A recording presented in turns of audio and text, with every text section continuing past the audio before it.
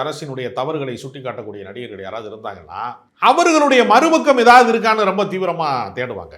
அவர் வரி கட்டாமல் விட்டுருக்கிறாரா, எங்காவது அவரை வந்து லாக் பண்ண முடியுமா, அவர் பணம் மணி லாண்ட்ரிங்கில் கொண்டு வந்து அவரை சிக்க வைக்க முடியுமா, ஏதாவது பெண்களோட வந்து அவர் இதாக இருக்கிறாரா, எங்கேயாவது போய் அவர் வந்து இதில் வந்து போய் குத்தாட்டம் போட்டாரா, ஸ்டார் ஹோட்டலில் போய் வந்து குத்தாட்டம் போட்டு நைட் கிளப்பில் போய் எங்கேயாவது இருந்தாரா என்றெல்லாம் தேடுவாங்க. இந்த தேடலுக்குலாம் இங்கே வாய்ப்பே இல்லை.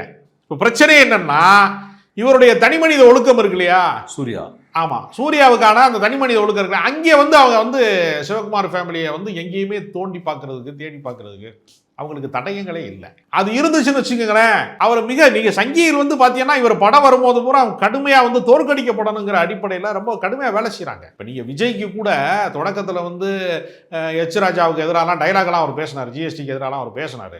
அவர் வீட்டில் ரெய்டை போட்டவொன்னு அவர் என்ன பண்ணார், கப்பு சிப்புன்னு வந்து நவதுவாரங்களையும் பொத்தி கொண்டு அவர் வந்து அவங்ககிட்டே சரணடைய ஆரம்பிச்சிட்டார் கொஞ்சம் கொஞ்சமாக. இப்போ வந்து அவங்க வந்து அவங்க அரசியல் வேற, இவர் அரசியல் வேற இல்லைன்னு இப்போ வர பாஜகவுக்கு எதிராக எந்த போராட்டத்துக்குள்ளேயுமே அவர் கருத்து சொல்றதுக்கு கூட அவர் தயாராக இல்லை. அப்படி ஒருவேளை ரெய்டு வந்த அதிகாரிகிட்டே காம்ப்ரமைஸ் ஆகி அவரால் பலன் அனுபவிக்கணுங்கிறதுக்கு நன்றி கடனா வந்து கட்சியில் செயலாளர் ஆக்கியிருக்காரு. மாநில அளவில் ஒரு பொதுச் செயலாளருக்கு அடுத்த இடத்துக்கு வந்து அவர் வந்திருக்கிறாரு அப்படின்னு சொன்னால் அவங்களுடைய அணுகுமுறை என்னவாக இருக்கிறது. அதனால இதுக்கு என்னன்னா, ஒன்றை கொடுப்பதன் மூலமாக இன்னொன்றை பெறுவது என்கிற உள்நோக்கம் வந்து இல்லாமல் இருக்கிறது தான் இதோட பெரிய சிறப்பான கருத்து.